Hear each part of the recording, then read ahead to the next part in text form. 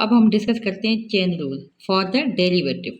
So for the derivative chain rule का जो formula होगा dy upon D X is equal to dy upon D X multiply by D you upon D X. अब chain rule के मुताबिक इसी फार्मूले को हम नज़र में रखते हुए एक क्वेश्चन को सॉल्व करते हैं। अब क्वेश्चन जैसे F X is equal to x power 4 minus 1 and then 50। अब अगर आपको कहा जाए कि इस सवाल को हल करें लेकिन अकॉर्डिंग टू चेन रूल, तो आप कैसे करेंगे? आप सिंपली आप अज्यूम कर लें इसमें कि g x is equal to x power 4 and then minus 1। ये हमने इसके जी एक्स के बराबर कर दिया है और एन इज इक्वल टू 50 के बराबर कर दिया है। And then now U T को हमने बराबर कर दिया है T power 50। It means U T also is equal to gx and then gx is equal to x power 4 minus 1। अब आप यू टी का डेरिवेटिव कैसे निकालेंगे? यू टी का अब इसका हमें डेरिवेटिव मालूम करना है, तो डेरिवेटिव इसका होगा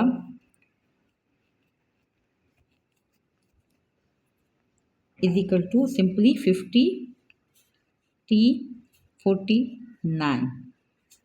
ये आप मेरा ख्याल समझ गए होंगे बिकॉज यहाँ पे मैंने क्या किया, पावर रूल को अप्लाई किया। बिकॉज 50 क्या है, पावर है और इज इक्वल टू एन है, तो ये जो पावर रूल मैंने आपको पहले भी बताया हुआ है N X N minus 1, this is the power rule जो मैंने यहाँ पे अप्लाई करके डेरिवेटिव मालूम किया। अब इस फॉर्मूले में हम आप देखें कि हमें एक तो ये चाहिए D you upon D T, जो कि हमारे पास हमने फाइंड आउट सिलेबस में आप देखेंगे हमने फाइंड आउट कर लिया है 50 टी 49 एज इट मैंने ये यहाँ पे डिनोट कर दिया है कि D you upon D T is equal to 50 T 49 है। अब फार्मूले में दूसरी चीज़ है D T upon D y.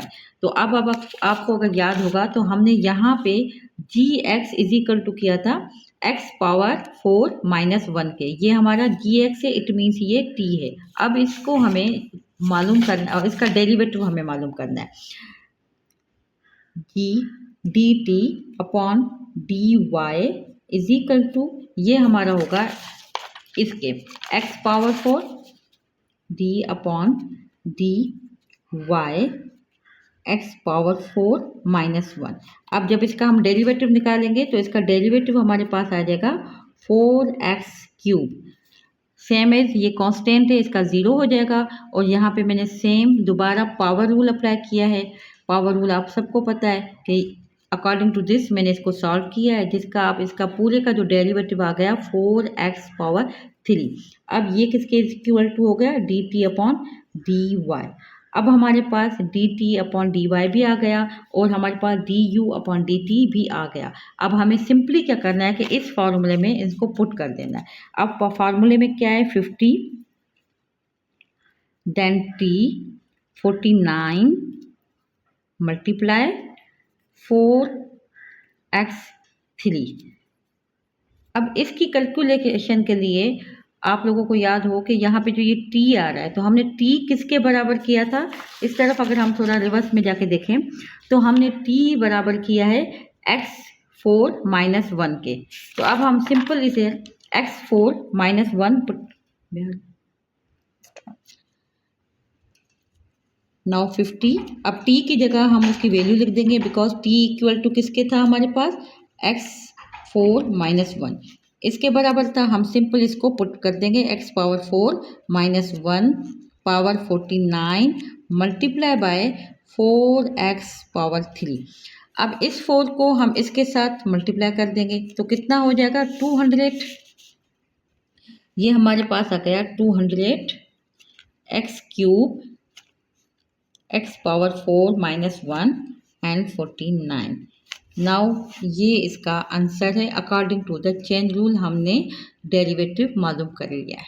अब इस फॉर्मूले में हम आप देखें कि हमें एक तो ये चाहिए du/dt, जो कि हमारे पास हमने फाइंड आउट सिलेबस में आप देखेंगे हमने फाइंड आउट कर लिया है 50t49 एज इट मैंने ये यहाँ पे डिनोट कर दिया है कि du/dt is equal to 50t49 है।